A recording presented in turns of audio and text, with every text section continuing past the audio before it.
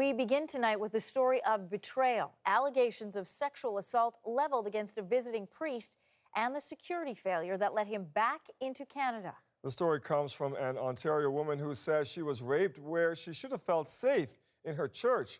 Investigative reporter John Lancaster joins us now. And John, there was a warrant out for this priest's arrest. 11 warrants, Dwight, all of them clearly visible to federal security agencies or border agencies, had they bothered looking. So you got married there? Got married there. You worked there? Worked there. Went there every Sunday for a mass. But you also got raped there?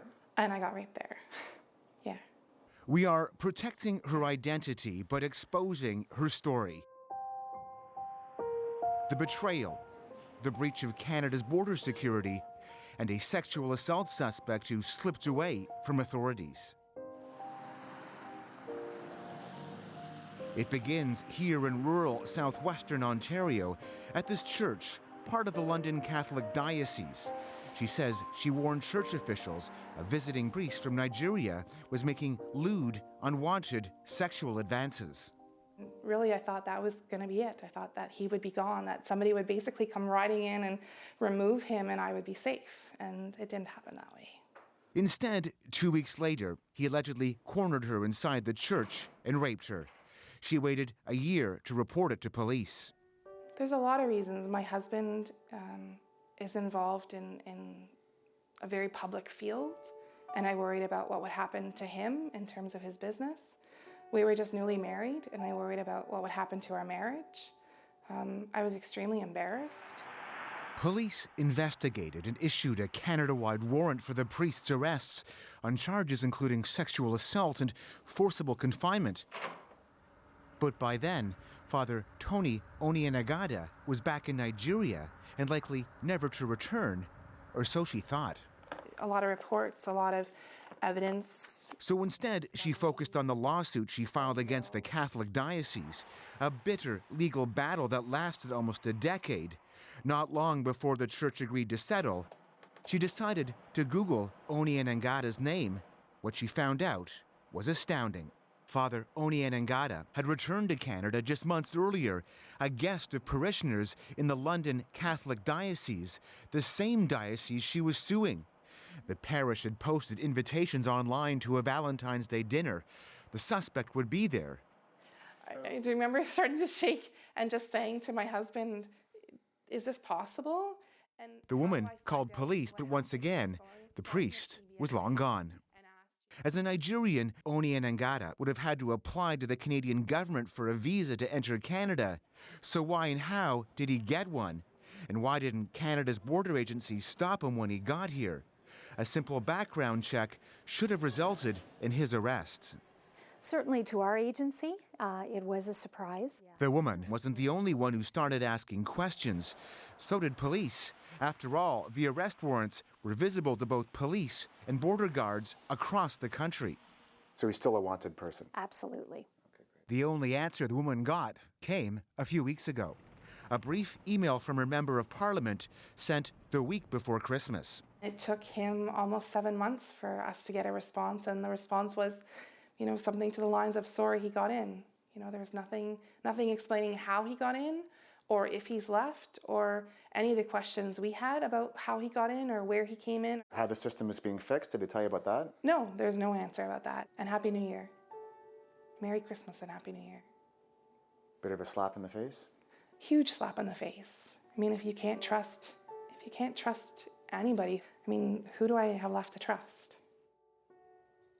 We did reach out to Stephen Blaney, the Minister of Public Safety and Emergency Preparedness. He declined our request for an interview about this breach of border security and suggested we reach out to Canada Border Services Agency. Well, they also declined our request for an interview, but in a statement did maintain they do take border security very seriously, but can't comment about this due to privacy laws.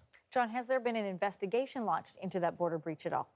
Well, we don't even know. The government won't answer any questions about this whatsoever, and they haven't told the complainant here very much either. We do know about this email, though, we were talked about in that story where the government essentially says, yeah, CBSA messed up, not much we can do about it now. But the bigger picture here is, as the victim says, the complainant says, if they couldn't keep out a priest who was red flagged all over federal agency databases and CPIC and so on, how are they supposed to essentially keep other undesirables out as well? Yeah, we're probably going to get some reaction to this story with more stories like that. Thank you for that, John. It's being called a gap in Canadian border security, one that the Border Guards Union says was created to keep people and goods flowing into the country. A CBC News investigation has revealed that Canada's frontline border agents aren't fully screening travelers for police records. CBC investigative reporter John Lancaster with us in studio tonight. And John, the frontline American border guards could see more than their Canadian counterparts. In fact, it all surrounds CPIC, and in fact, we've learned that American border guards use it to help screen travelers there, but we're not using our own tool to help screen travelers who want to come into this country.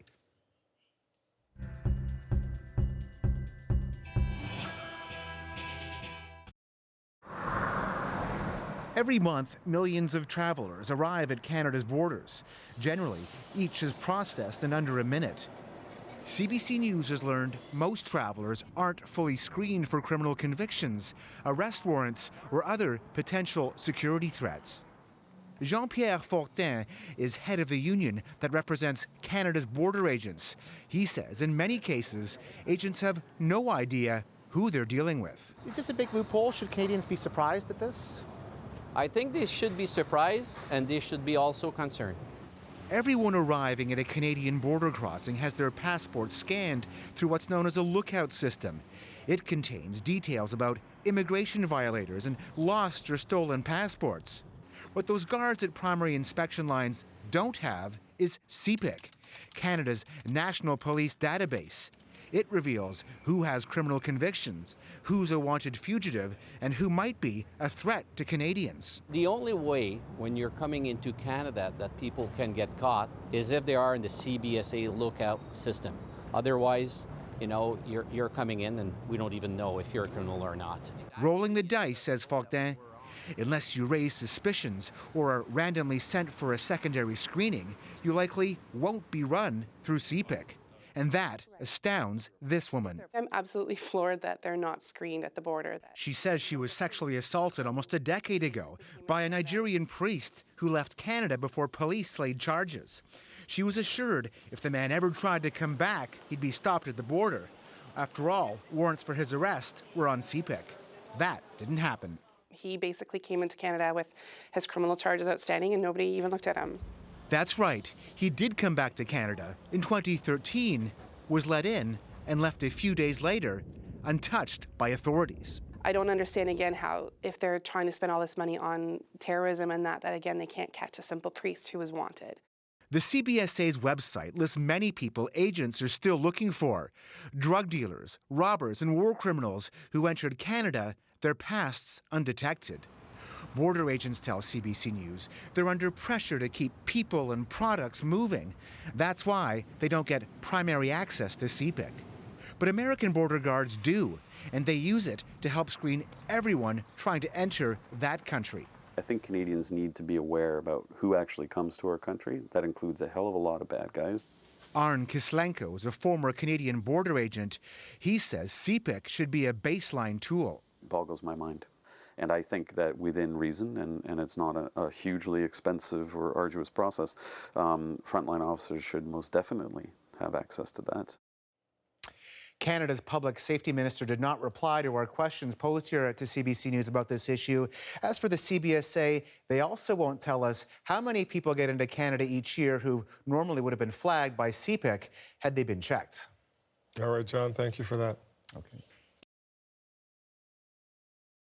Canadian border agents will soon have better access to personal information when it comes to who's trying to get into the country. Now, this comes in the wake of a CBC investigation that revealed a man wanted for sexual assault was able to enter Canada and leave despite warrants out for his arrest.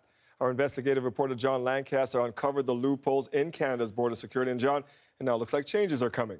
Yeah, Dwight, I mean, border guards usually have about 1 minute to process a traveler, and up until now, they've had limited information at their disposal, immediate disposal, that is. Now they're going to have more information, including more details about people's backgrounds to help protect Canadians. Every month, millions of travelers arrive at Canadian border crossings. And as we revealed earlier this year, few are actually fully screened before being allowed in. All that's about to change, in large part, thanks to this woman. I'm happy that the loophole's been closed, but it doesn't bring the person who raped me back to Canada. I mean, the system failed me, but hopefully it won't fail anybody else going forwards. She can't be identified because she's the alleged victim of a sexual assault. The man accused of assaulting her fled Canada before police could arrest him. That was back in 2004. Police assured her if the suspect ever tried to come back to Canada, he'd be arrested on the spot. That's because a Canada-wide warrant for his arrest was on CPIC, Canada's national police database. It contains information about all outstanding warrants, people's criminal backgrounds, and who might pose a threat to Canada. But it didn't happen that way, because as our investigation revealed, border agents at primary or frontline inspection points didn't have access to CPIC. Only those deemed suspicious and sent for secondary inspection were being fully screened using the database. In her case, border guards had no idea her attacker was a wanted man when he showed up again at Pearson Airport in 2013. He was let in, visited some friends, and left before police realized he'd slipped through the system. The system wasn't set up properly, and I don't understand how this loophole has existed for as long as it has. Canadian border guards will now have access to information about arrest warrants and other details about criminal convictions at frontline primary border crossings. The change recently coming into effect 2 weeks ago. We also discovered that American border agents have been using CPIC, the Canadian database, to help screen everybody who wants to go into the U.S. But ironically, Dwight, Canadian border guards weren't using that all the time to screen people who wanted to come here. Yeah, and it's surprising that they weren't doing more full screenings like that. Well, I think the idea was, and this goes back to 2006, 2 governments ago, was that there was a cost factor, but also they were loath to start processing everybody and doing detailed background checks on everybody because, of course, that might have dramatic effects on border wait times. But again, something the Americans haven't considered a problem. They're doing it. Yeah, we can't have people with warrants going back and forth like that. Thank you for that, Okay. John.